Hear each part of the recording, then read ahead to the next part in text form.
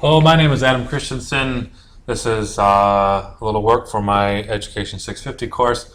The project is based on the topic of project-based learning, and today is September 10th, 2013. I want to start out by analyzing my classroom a little bit, what's happening within my curriculum. I look at two sides. There's the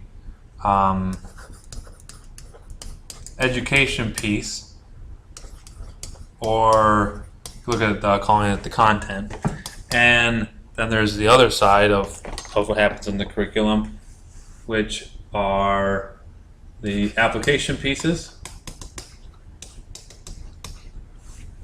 These application pieces: group work,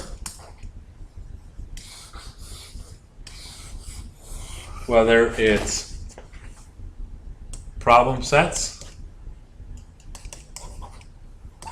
or whether it's a lab of some kind.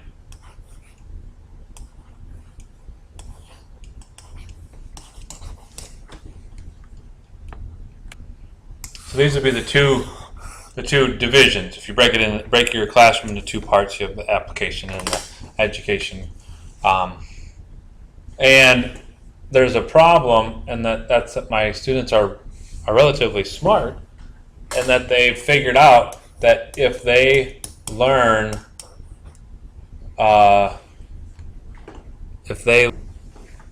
this, that they will be able to accomplish these pieces. They learn the education content, they'll be able to accomplish these pieces, and these are the pieces that they're going to have to be able to do or show in order to get the grade.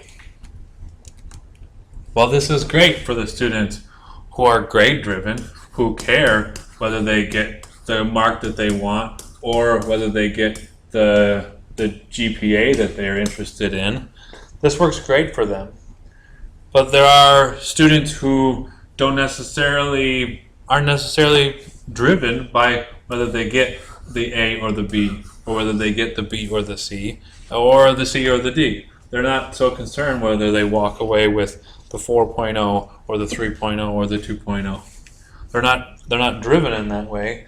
So, and this is I believe is a larger portion of the population in my classroom than I'd probably like to admit.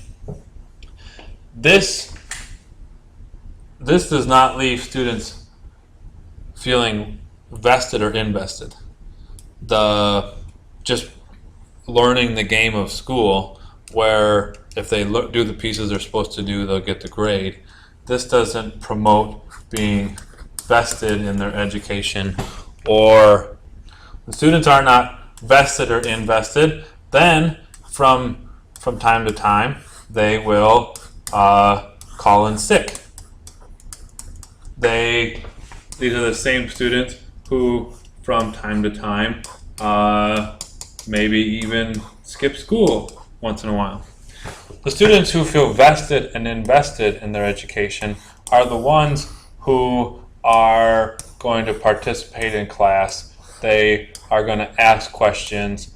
They are going to be thinking of ideas. Their brain is open, operating, and working because they're vested and invested in their education and themselves and the future. Let's look at why. This is my hypothesis why I think students are just going to school to get the grade, that they're doing the work to learning the information to do the application to get the correct grade.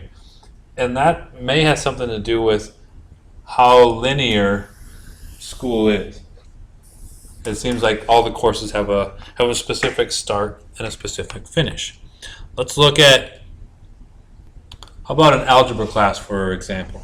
It starts off with a one variable equation, then the students learn a two variable equation, then they learn their quadratic, then they learn a system of equations, and after this when they get to this point in the course, whatever's the end of the year, then they're done. Oh, I'm done with algebra. I don't have to do any more algebra. How about English composition? They start with a 1-paragraph essay, then they do their 5-paragraph essay, and they do a literary analysis, and then whatever the pieces are. And when they get to the end of it, then they say, I am done with English composition. Once again, an example of it. The same goes for most of our courses.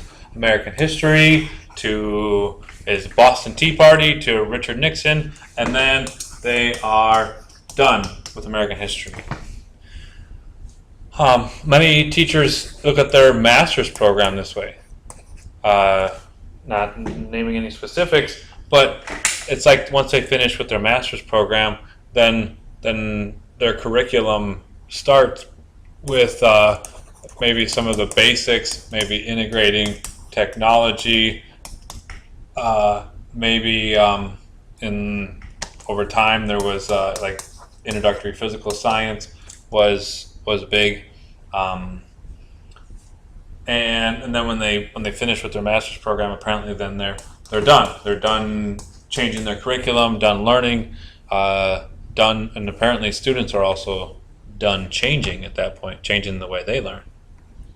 Let's look at the goals of project-based learning, however.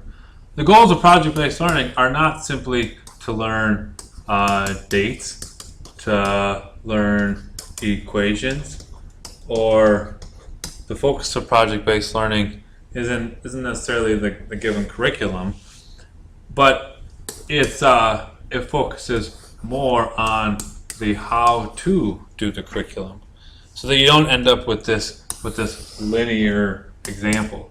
Project-based learning focuses on things like topics of teaching students to predict, teaching students to reflect. Project-based learning wants students to be able to compare and contrast and connect and engage. So how can we analyze this linear approach that seems to be the problem? Well, there's a topic that I teach in my classroom that I teach in somewhat of a more cyclical fashion, and this is the relationship between science and the way this works is that I explain to the students that if there's growth in science, then this is going to bring about new technology, and growth in technology will bring about new science. So this means they need to ask the question with the technology they have available to them is, what can I do with this technology to discover new science? And then what can I do with the science to discover new technology? But the problem is when we get right in this area, when we get back to the beginning, the students feel like they didn't get anywhere, that they didn't accomplish anything. Well, if we use this idea to explain project-based learning, only with a little bit of a twist, maybe it'll look something like the gray area represents the amount of knowledge that we want our students to leave our system with, whether it's our post-secondary system, our junior high, our high school, the knowledge that they need to be successful in today's 21st century. And it all starts in the middle with whatever activity they do, the first activity.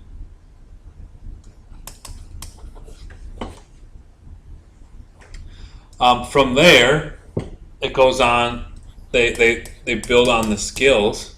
They learn skills, and we use those skills that they've learned in order to accomplish a second activity. And from there, they will acquire new skills in order to accomplish a third, and skills for a fourth and fifth and sixth activities. Okay, but you notice that it doesn't come around to the beginning again, that once we learn the skills, that means that the amount of area that we're covering within our shaded circle all of this as being our knowledge that we need to know to be successful, we're covering more and more area. So that this part here, every time we accomplish a task, we see it as growth. And this is why I believe that project-based learning is successful, because eventually they will have filled the gray area, and it'll be ingrained into them that at this point now they get to ask the question of what's next. And this explains my relationship between my classroom, project-based learning, and the relationship between the two of them.